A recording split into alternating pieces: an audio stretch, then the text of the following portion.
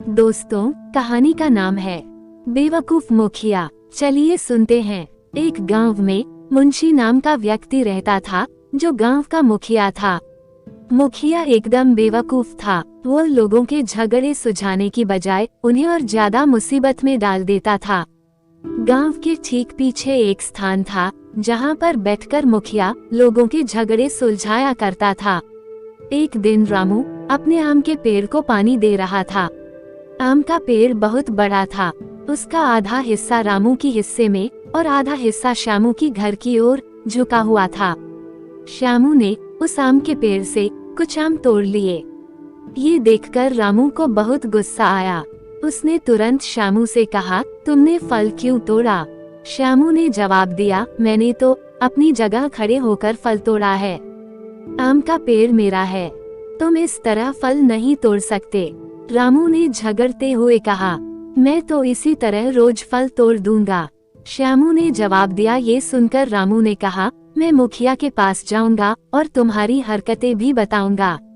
श्यामू कहता है, हाँ चले जाओ, मैं कौन सा डरता हूँ, मैंने कोई चोरी थोड़ी ही ना की है।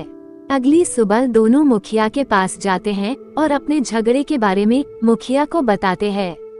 मुखिया थोड़ी देर सोच विचारता है और फिर कहता है, ये सारा मसला आम के पेड़ का है। आम का पेड़ काट दो तो झगड़ा अपने आप खत्म हो जाएगा। ये सुनकर रामू हैरान हो गया, क्योंकि पेड़ उसका ही था। उसने बड़ी मेहनत से उसे पानी देकर बड़ा किया था, लेकिन मुखिया अपनी बात पर अड़ा रहा और आम का पेड़ कटवा दिया। ये सब देखकर रामू की पत्नी बहुत क्रोधित हुई। उसने कहा कि मुखिया ने ये सब हमारे साथ सही नहीं किया, हमें न्याय मिलना चाहिए। कुछ दिनों बाद रामू के घर में एक चूहा आ गया। रामू की पत्नी उस चूहे को भगाते भगाते घर से बाहर आई, तो चूहा श्यामू के घर की ओर चला गया। ये देखकर रामू की पत्नी खुश होते हुए बोली, ये बहुत अच्छा हुआ, अब हम मुखिया के पास दोबारा जाएंगे और उसे बताएंगे कि श्यामू ने चूहे पाले हैं, ताकि वह हमारे घर का अनाज खराब कर सकें।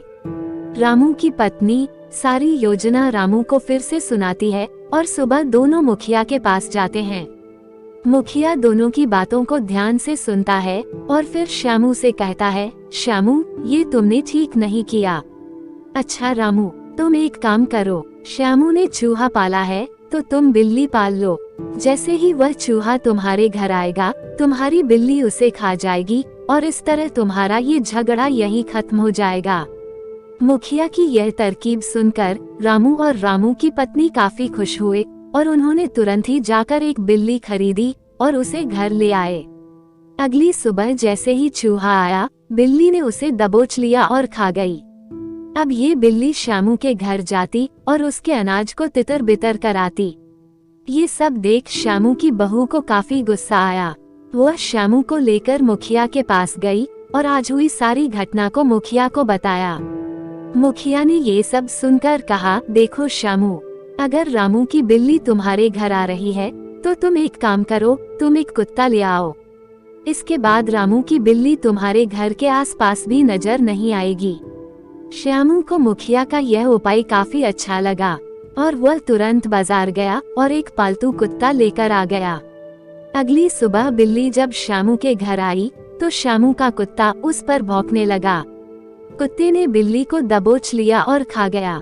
ये सब देख श्यामू खूब हंसा, लेकिन रामू और उसकी बहू इस बात से बहुत दुखी थे। वे दोनों दोबारा मुखिया के पास गए और अपनी बिल्ली की मौत के बारे में बताया। मूर्ख मुखिया ने रामू को उपाय बताते हुए कहा, रामू, अगर श्यामू का कुत्ता तुम्हें परेशान कर रहा है तो तुम एक काम कर सकते हो, तुम एक शेर पाल लो। इस बार मुखिया का उपाय सुनकर रामू थोड़ा आश्चर्य में था, क्योंकि वह जानता था कि अगर शेर को पाला जाएगा तो वह कभी ना कभी उन्हें भी चोट पहुंचा सकता है। रामू बिना बताए घर वापस आ गया, लेकिन मुखिया एक शेर पकड़कर रामू के घर ले आए और उसे एक पेड़ से बांध दिया।